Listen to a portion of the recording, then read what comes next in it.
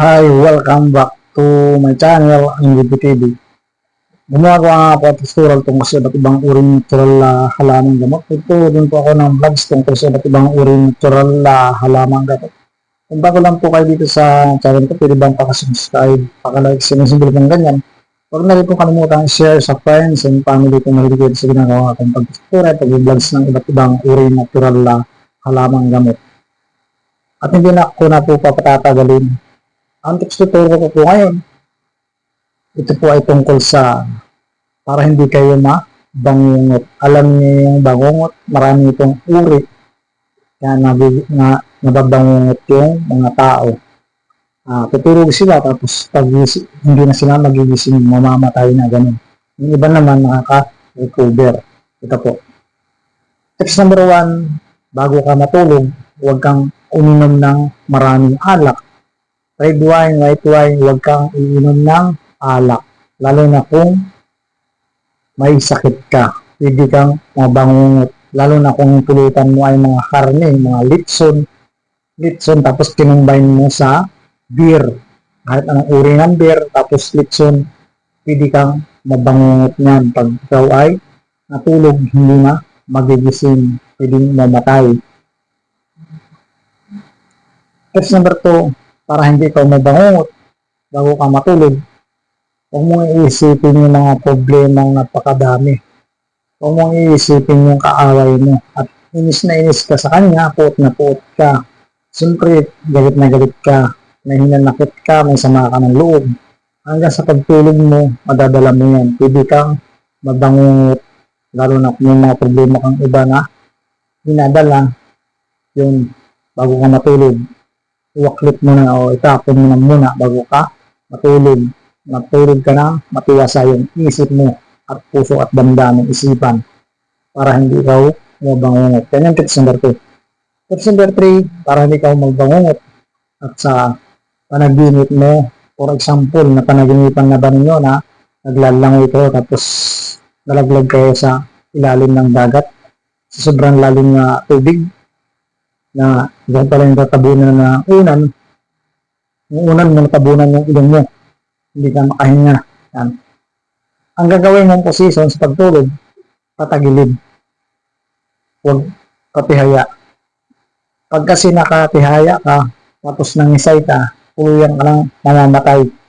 Pag ikaw ay nakatulog ng unat na unat, tapos nakaganon pa yung kamay mo, yan.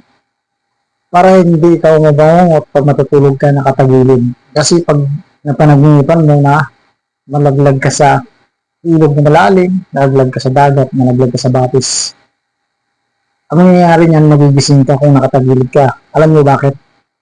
Kapag sikad ng paa mo, sikad ng katawan mo, bigla kang titihaya. Kung nakatagilid yung position mo sa pagtulog mo, makakaligtas ka sa bangungot.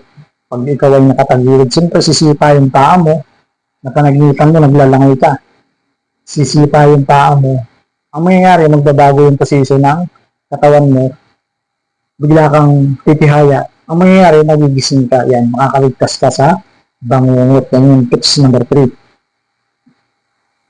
Tips number 4, para hindi ikaw mabangungot, huwag kang manonood ng mga horror movie, lalo na kung matatakotin ka, yung may sakit ka sa puso o may komplikasyon ka sa puso. Huwag kang manonood ng mga horror movie. Tapos huwag kang makikinig sa mga kwentuhan sa labas, kwentuhan sa kanto o kwento ng lola mo, kwento ng lolo mo, o yung kapatid mo galing sa school, nakasagap ng mga kwento na nakakatakot. Tapos bigla mong alaala.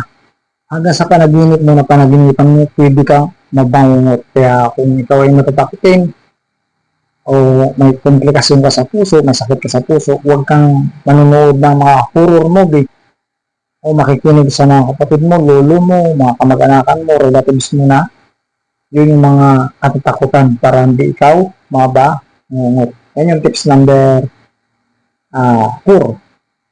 Tips number 5, para hindi ka mabangungot, lagi kang magdasal bago matulog. Kasi kung nagdadasal ka araw-araw, pwede kang iiwas sa masamang mga nilalang, sa mga masamang espiritu o sa mga masama na hindi mo nakikita Kasi espiritu mo, kahit natutulog ka at ginagawa mo actual physical nung ikaw ay gising pa, hanggang sa pagtulog mo, daladala mo yung pagdidasal. Kasi kapag natutulog tayo, parang patay na rin yung katawan natin. Espiritu lang natin yung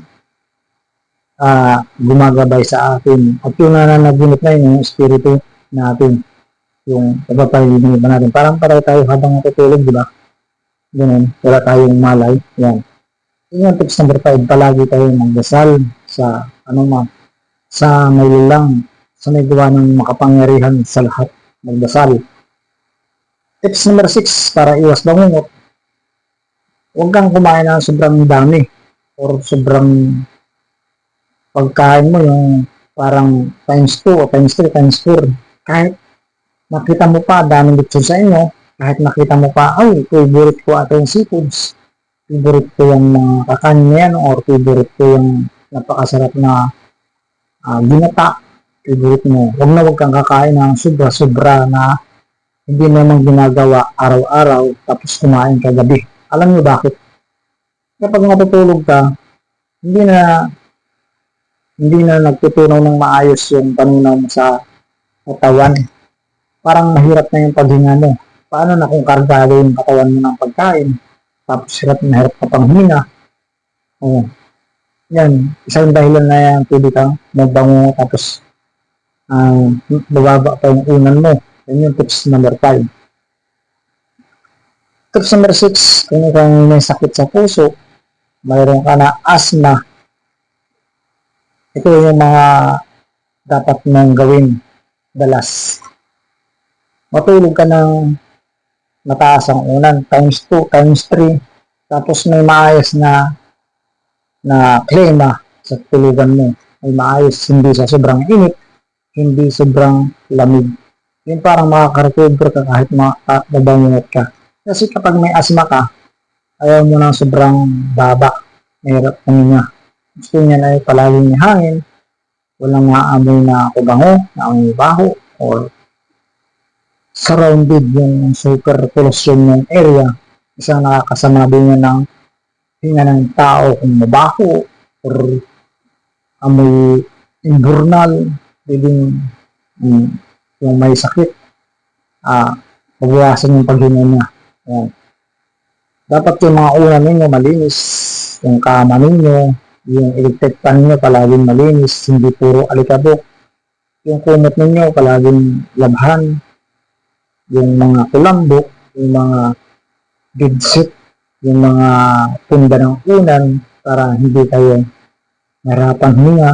Paano na kung sobrang dumi yan, mahina yung buga ng electric pan, mainit sa bahay nyo, tapos may sakit ka na hika, sakit sa puso, tapos yung mga nasa banggit ko na panaginipan mo pa yan, piling mabangungot ka. Sa dahilan nga ng pagkabangungot mo na rin yung mga nasabi ko.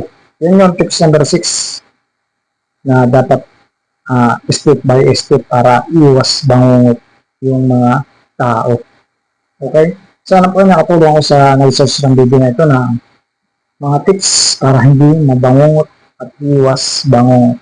Sa bago lang po dito sa channel ko at hindi pa po nakaka-subscribe, hindi pa po nakaka-likes, hindi pa po rin na-i-share sa mga friends and relatives at gusto itong ginagawa ko picture at gusto at bang uri natural na halamang gamot.